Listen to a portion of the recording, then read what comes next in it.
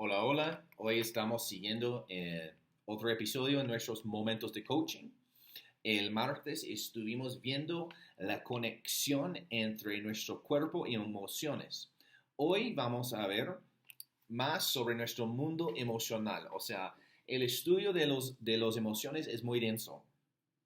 Las emociones pueden empoderarnos, movernos hacia cosas. También las emociones pueden desempoderarnos, pero nosotros tenemos que aprender a gestionar nuestras emociones y formar lo que llamamos una inteligencia emocional.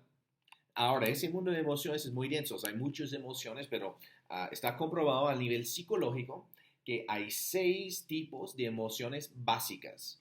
Las 6 emociones básicas son miedo, tristeza, ira, alegría, sorpresa y asco.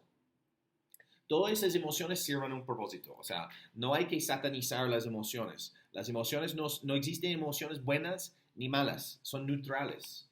Todo depende de tu habilidad de gestionarlo como ser humano. Porque intentar negar las emociones es algo que no nos vamos a servir y que va a causarnos daños a lo largo de nuestra vida. Por ejemplo, todos estamos de acuerdo que la alegría es importante. Uno no puede vivir su vida sin alegría. Uh, Cosas que nos aman nos produce alegría, sentirnos satisfechos con nuestros logros, con nuestros trabajos, nos produce alegría. Pero un ser humano no va a vivir 7 días a la semana, 24 horas al día, siempre sintiéndose alegre.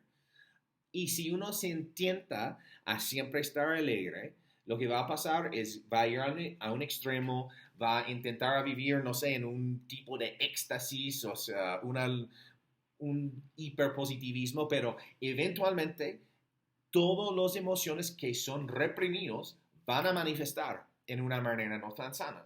Entonces necesitamos la alegría, pero hay que procesarlo como toda emoción. ¿Sabes que también la tristeza es una emoción importante? La tristeza en sí no es malo. Ahora, si uno pase 6 meses de su vida triste, donde ha llegado que su estado de ánimo constante es triste y deprimido, obviamente eso no es sano.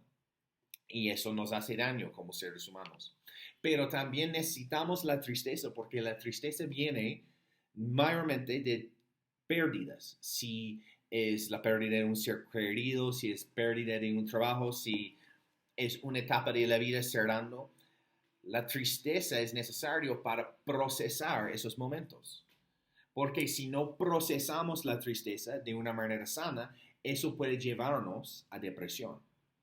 Y yo me atrevo a decir que uno no puede sentir agradecimiento si no sabe procesar la tristeza de una manera sana. Por ejemplo, cuando uno ha perdido un ser querido, cuando ha vivido ese duelo y ha vivido esa tristeza y ha procesado esa tristeza, después esta persona va a ser capaz de sentir agradecimiento por todos los años que vivió teniendo ese ser querido y todos los momentos bonitos. Entonces, la tristeza sirve un propósito. El miedo sirve un propósito. Nadie va a vivir su vida sin miedo. El miedo, cuando está procesado de una manera sana, el miedo puede llevarnos a establecer límites en nuestra vida, límites sanas, de no tomar decisiones que nos va a hacer daño como persona, psicológicamente, físicamente. Un miedo sano puede establecer límites. Un miedo que no es sano, que no es procesado, que vuelve a un estado de ánimo, lleva uno a vivir en paranoia. Eso no es sano.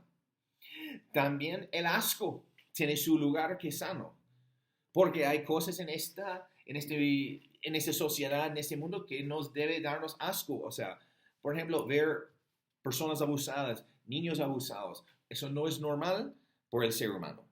Entonces, podemos sentir hasta el asco en una forma sano y ese puede empoderarnos a hacer cambios y cambiar esas situaciones.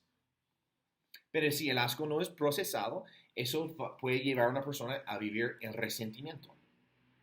La, la ira es sana en un sentido, porque también la ira, cuando está procesada de la manera sana, puede causar también que hagamos límites sanas, que no dejamos que la gente se abuse de nosotros. Son límites que son sanas.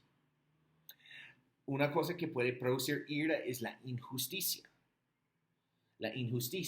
en el mundo. Pero ¿sabes qué? Cuando está procesado, de una manera sana, en vez de volvernos personas siempre con rabia, esa ira puede empoderarnos a querer hacer cambios y luchar por la justicia y ayudar en cambiar situaciones que producen injusticia. Pero cuando la ira no es procesada, se lleva a rabia, se lleva a abuso. Y últimamente, sorpresa. La sorpresa sí es importante. Porque hay mucha incertidumbre en esa vida. Por ejemplo, en 2019 no creo que nadie había imaginado que iba a ser una pandemia de COVID-19 en el 2020. Entonces hay incertidumbre. Y la incertidumbre puede traer cosas malas que no esperamos, pero también bendiciones y favor y cosas bonitas que nunca habíamos esperado. Entonces la sorpresa nos da la habilidad de mantener ese asombro al mundo como los niños tienen para vivir con una expectativa sana de cualquier cosa que puede pasar, de cosas buenas que puede pasar. Entonces no queremos perder la sorpresa porque nos lleva a vivir la vida con cierta humildad y asombro. Entonces tú me preguntas, Dustin, ¿cómo es que podemos gestionar bien esas emociones? Y es el mismo principio que hablé el martes con el tema del cuerpo. Es abrazando reflexión y silencio. Porque es en el silencio que podemos calmarnos y en vez de hundirnos en un mar de emociones, podemos ver nuestras emociones. Podemos ver nuestras emociones como visitantes, como alguien que ha venido a visitar, pero no va a quedar, que va a salir. Y podemos ver nuestros estados emocionales sin juicio, sin juzgarlas, sin juzgar a nosotros mismos por lo que estamos sintiendo, pero viéndolos como algo pasajero, como un visitante, y eso nos da la habilidad de saber a gestionarlo y saber en cualquier situación cómo hacernos cargo de nuestras emociones en esos momentos. Entonces, eso es una pequeña reflexión acerca de gestionando nuestras emociones básicas a través de espacios de silencio y de reflexión. Espero que eso te ha ayudado. Si deseas llevar un proceso de coaching conmigo, me puedes escribir por interno y hablamos de cantidad de tiempo, de precios, etc. Que tengas un excelente día.